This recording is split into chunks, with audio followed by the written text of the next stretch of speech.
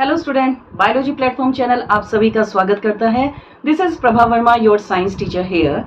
Today we are going to continue with the chapter second, class 10 chemistry part हमारा है acid, bases and salt. इससे previous videos जो थी हमारी, उसमें हमने पढ़ा था how do metal carbonates and metal hydrogen carbonates react with acid, जिसमें मैंने आपको कुछ डायग्राम भी बताए थे और रिएक्शंस भी जो है हमने डिटेल में स्टडी करी थी। तो सबसे पहले जो है बेटा, चैनल को जल्दी से ज्यादा लाइक शेयर सब्सक्राइब आप करवाते रहिएगा। आपका सपोर्ट हमें दिखाई दे रहा है, उसके लिए थैंक यू वेरी मच। तो so without wasting any time, let's get started. Now today's topic is how do acid and bases react with each other. अब हम क्या देखेंगे यहाँ पे, एसिड और बेस आपस में एक दूसरे के साथ किस तरीके से रिएक्ट करेंगे।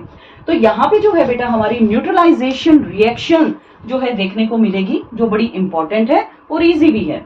The reaction between N acid, एक एसिड और एक बेस के बीच में जब एक रिएक्शन होती है तो वो क्या प्रोड्यूस करेगा, साल्ट और वाटर। तो यहाँ पे हमने क्या देखा, जब एसिड और बेस रिएक्ट करेंगे तो वो एक टाइप का साल्ट, एक नया कंपाउंड बना रहे हैं और वाटर वो रिलीज करेंगे। लेकिन अब यहाँ पे जो क्वेश्चन अराइज होता है वो क्या है कि न्यूट्रलाइजेशन रिएक्शन ही क्यों कहा। नॉर्मली हम क्या देखते हैं कि अगर हमारा कंपाउंड अगर एसिड है तो उसका पीएच नियर अबाउट, मतलब हम क्या देखेंगे कि 2 to 6 तक रहेगा, तो वो क्या रहेगा बेटा, एसिड रहेगा। और अगर बेस की बात करें तो मतलब more than pH near about 8 to 14 अगर है तो वो हमारा बेस है। ये हमने देख लिया। ओके, तो पीएच 2 to 6 की रेंज में एसिड है और पीएच 8 to 14 की रेंज में बेस है। अब यहाँ पे पॉइंट अराइज रहता है कि 7 पर क्या है। तो 7 पर कोई भी जो हमारा कंपाउंड है जनरली वो क्या होगा, न्यूट्रल हो जाएगा। और ऐसा वो कौन सा कंपाउंड है, वो है वाटर। तो वाटर क्या है, न्यूट्रल है। ऑलराइट, और न्यूट्रल क्यों है, क्योंकि इसका पीएच कितना है, 7 है। ये भी बात ठीक है। तो प्रैक्टिकली समझते हैं इस बात को। एक एग्जांपल लेते हैं। हमने HCl लिया, that is hydrochloric acid. Acid से ही पता चल रहा है भी हमने एक एसिड यहाँ पे लिया। दूसरा है NaOH, that mean sodium hydroxide, जो कि एक बेस का काम कर रहा है। When they get reacted with each other, it forms a new compound, मतलब एक साल्ट बनाया। वो क्या है हमारा, सोडियम क्लोराइड। ये क्या बन गया, सॉल्ट बन गया। And also releasing the water, और वाटर भी यहाँ पर रिलीज हो गया। अब कहने का मेरा मीनिंग क्या है कि जब भी किसी एसिड और बेस के बीच में रिएक्शन होगा तो जो नया कंपाउंड होगा वो न्यूट्रल होगा। न्यूट्रल क्यों है, क्योंकि यहाँ पे Na पॉजिटिव और Cl नेगेटिव आपस में वैलेंसी जो इनकी हम देख रहे हैं यहाँ पे +1 और -1 की जो अराइज होती है वो एक दूसरे के इफेक्ट को नलिफाई कर देता है। ओके, तो एक न्यूट्रलिटी हमें दिखाई देती है। अब इसको प्रैक्टिकली हम समझते हैं। कई बार आप देखते हो कि हमें एसिडिटी हो जाती है। ऑलराइट, मतलब कि आपने फास्ट फूड ज्यादा खाया, स्पाइसी ऑयली फूड ज्यादा खाने की वजह से एसिड का सिक्रेशन स्टमक में ज्यादा हो गया। अब स्टमक में तो ऑलरेडी HCl बहुत ज्यादा है, प्लस हमने और ज्यादा सिक्रेट करवा लिया, एसिडिटी बढ़ गया। उस एसिडिटी को रिड्यूस करने के लिए हमने एक बेस लिया। बेस किस फॉर्म में आपने लिया है, लाइक इनो की फॉर्म में लिया, या आपने कोई कोल्ड ड्रिंक मतलब लिम्का ली। ठीक है, जब आपने ऐसा किया तो आपने देखा कि कुछ टाइम के बाद जो एक हमारी चेस्ट बर्न होनी स्टार्ट हो जाती है, एक बर्निंग सेंसेशन, हमें लगता है कि छाती में भी जलन हो गई है, क्योंकि एसिडिटी का अमाउंट ज्यादा बढ़ गया था। तो वहां पे थोड़ी देर में ही आपको रिलीफ मिलता है।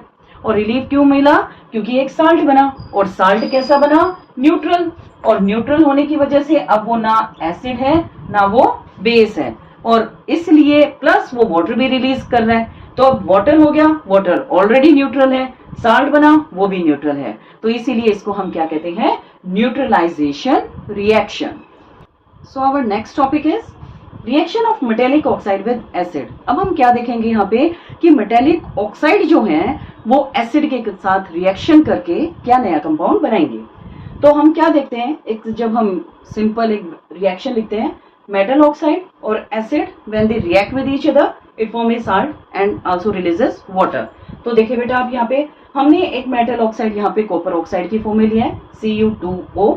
कॉपर जो है आपका यहाँ पे सेकेंड फॉर्म में प्रेजेंट है। ऑलराइट, एसिड लिया hydrochloric acid, and it forms a new compound, a new salt, that is copper chloride. This is copper and chloride and also releasing the water. Alright, तो अब आप देखिए कि यहाँ पे रिएक्शन को बैलेंस करने के लिए सिर्फ एक 2 लगाना है और 2 लगाते ही जो हमारी रिएक्शन है वो बैलेंस हो जाती है और आल्सो जो है ये पानी भी, वाटर भी जो है रिलीज करेगा। तो अब आप देखें इस टाइप की जो मेटेलिक ऑक्साइड्स होती हैं वो बेसिक ऑक्साइड्स कहलाती हैं। ऑलराइट, बेसिक ऑक्साइड कहलाती हैं। तो अब रिएक्शन को एक बार हम परफॉर्म करके देखते हैं। सबसे पहले हम क्या करेंगे, एक बीकर लेंगे, बीकर में हम कॉपर ऑक्साइड लेंगे। कॉपर ऑक्साइड और HCl जब हम यूज करेंगे तो जब ये दोनों रिएक्टेंट हमारे आपस में रिएक्ट करेंगे तो ये क्या करेंगे, उस सॉल्यूशन का कलर चेंज कर देंगे। आपको दिखाई दे रहा है कि कलर धीरे धीरे ब्लू ग्रीन हो रहा है। ओके, तो ये ब्लू ग्रीन कलर किस चीज का बना है, कॉपर क्लोराइड का। ऑलराइट, तो मेटेलिक ऑक्साइड हमेशा एक एसिड के साथ रिएक्ट करके एक नया साल्ट और वाटर रिलीज करती है और मेटेलिक ऑक्साइड्स को हम बेसिक ऑक्साइड के नाम से भी जानते हैं। So now our third topic is reaction of non metallic oxide with a base. पहले हमने देखा मेटेलिक ऑक्साइड और एसिड का, अब नॉन मेटेलिक ऑक्साइड और बेस का हम एक रिएक्शन देखते हैं।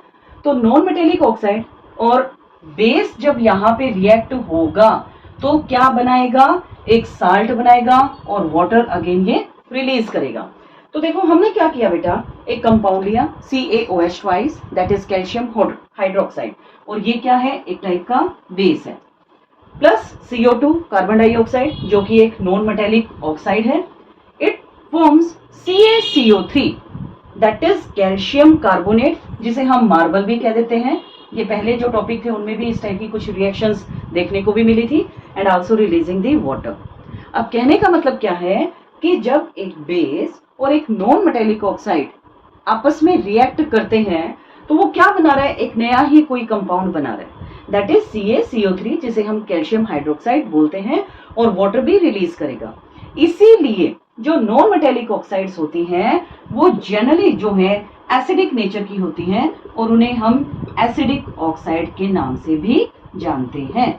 ऑलराइट, तो आपने क्या देखा कि मेटेलिक ऑक्साइड जो है वो जनरली बेसिक नेचर की होती है।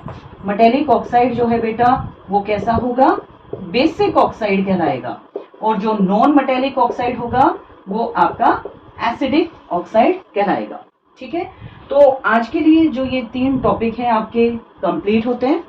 वो वीडियोस आपको हेल्प कर रही हैं, वीडियो को स्किप ना करें, आप ज़्यादा से ज़्यादा आप उनको रिपीट में लें, क्योंकि अब आपका जो सेशन है वो पीक पर है, और ऑब्वियसली 10th जो है बेटा बोर्ड की क्लास है, तो बोर्ड के लिए एक्स्ट्रा एफर्ट्स और कॉन्टिन्यूस एफर्ट्स की ज़रूरत है। ठीक है, तो अगेन चैनल को ज़्यादा से ज़्यादा लाइक शेयर सब्सक्राइब आप करते रहिएगा, ताकि मैं जो है अपने बच्चों के लिए ऐसे ही मेहनत करती रहूं, और आप अपना ध्यान रखेंगे।